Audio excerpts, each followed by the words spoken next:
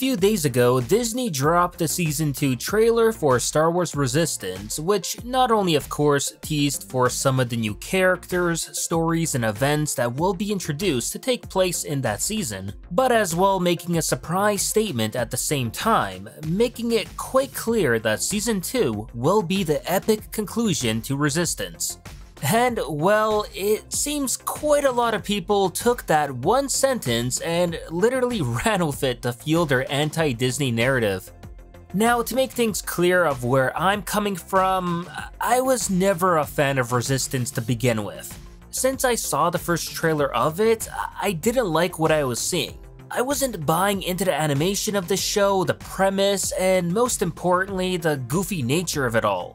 To add to that, I've never made it a secret that the sequel trilogy is my, let's just say, least liked trilogy, to put it nicely. But regardless, I'm a Star Wars fan, and I wanted to give it at the very least a fair shot. And surprisingly, I liked it a lot more than I thought I would. I already made a whole video before summarizing my thoughts on Season 1 as a whole, but in general, while the show wasn't in any way flawless, it did start to get pretty good by the mid-season, and I was enjoying my time with it. So yeah, I was very glad to actually give it a chance, as the initial trailer for it was not a very good representation of the actual product. Now to this day, I think Resistance is my best liked piece of content from the sequel trilogy. And yeah, I'd rather watch Resistance than The Force Awakens or The Last Jedi.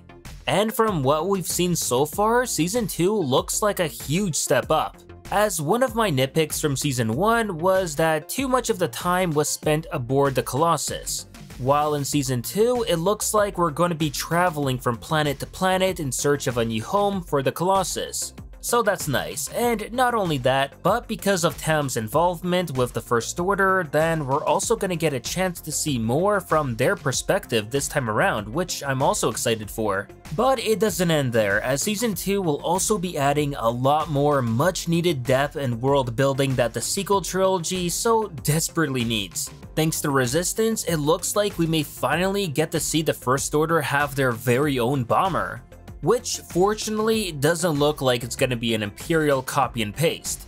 Not only that, but it seems like the First Order will also be getting their equivalent of the Imperial Death Trooper, which looks pretty cool. Personally, I do hope they do get their own unique name rather than getting called like something First Order Death Troopers, I don't know. As in my opinion, that would seem kind of lazy, you know? But it is great to see Lucasfilm recycling old designs to create something new with these guys, as they're actually the prototype concept art for the First Order Stormtrooper back when The Force Awakens was still in pre-production. And no, it doesn't stop there, as it also looks like the Resistance themselves may be getting something new too, well, kind of. As from the trailer, we also see what seems to be some kind of new or semi-new X-Wing 2. Which does look kind of weird, as it's not a T-65, T-70, and certainly not a T-85. It's missing its cannons on the lower wings too, which is different. If anything, I wouldn't be surprised if it did turn out to be a prototype T-70, but we're just gonna have to see.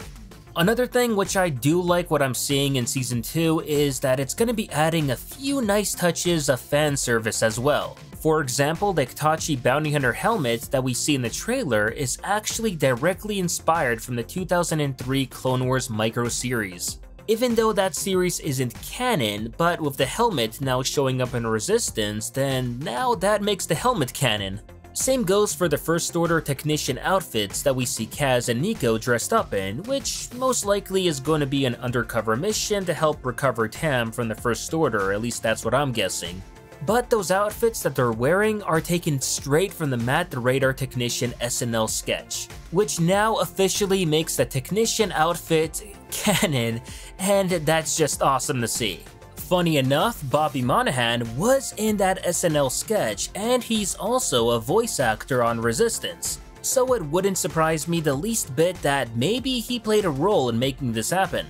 Now, as for all the talk about Resistance getting cancelled, well, that just sounds like a load of BS, to be honest. No, Resistance is not getting cancelled and never was.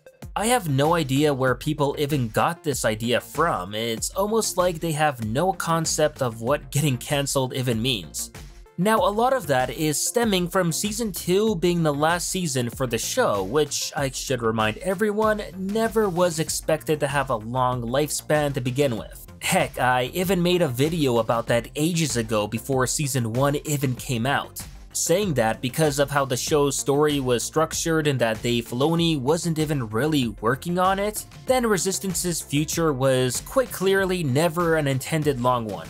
Seeing as how Resistance Season 1 was set a few months before The Force Awakens, while Season 2 is happening at the same time and a little after the events of The Last Jedi. So because of that, Resistance Season 2 will lead into the events of The Rise of Skywalker, which then from a story standpoint, it makes complete sense for Resistance to end with Season 2, as there's nowhere left for the story to really go after Episode 9, because let's think about it. The end of The Rise of Skywalker will also likely be the end of the Resistance in general, and yeah, I'm talking about the organization here, not the show.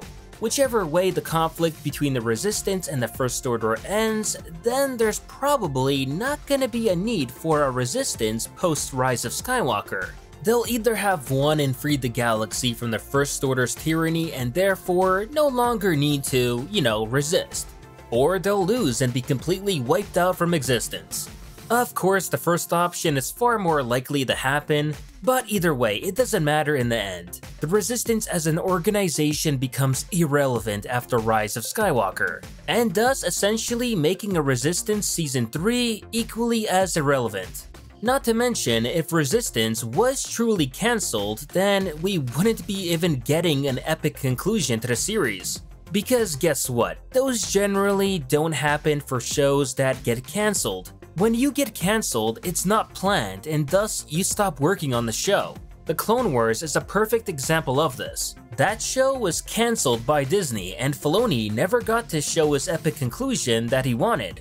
Now of course Season 7 is now changing that, but regardless, the point still stands. Resistance was never intended to be a long series from the get-go, and seeing as the show writers intentionally wrote a series conclusion in Season 2, wrapping everything up in what they state is to be epic, then obviously it was all planned. Most likely now, Dave Filoni will want to start on this Ahsoka and Sabine show and trying to find Ezra, especially seeing as he's now done of Clone Wars Season 7, The Mandalorian is finished filming, and Resistance is, well, ending. Even though he had very little to do on that show to begin with, but still. Although, of course, I get the need for some folks out there to fuel their anti-Disney narrative, spamming everyone with bad clickbait that Resistance is cancelled because real fans hate it and blah blah blah blah. And like I said before, I'm no fan of the sequel trilogy at all. But I am a Star Wars fan most importantly, and if I see misinformation out there on Star Wars, then I'll be sure to call it out.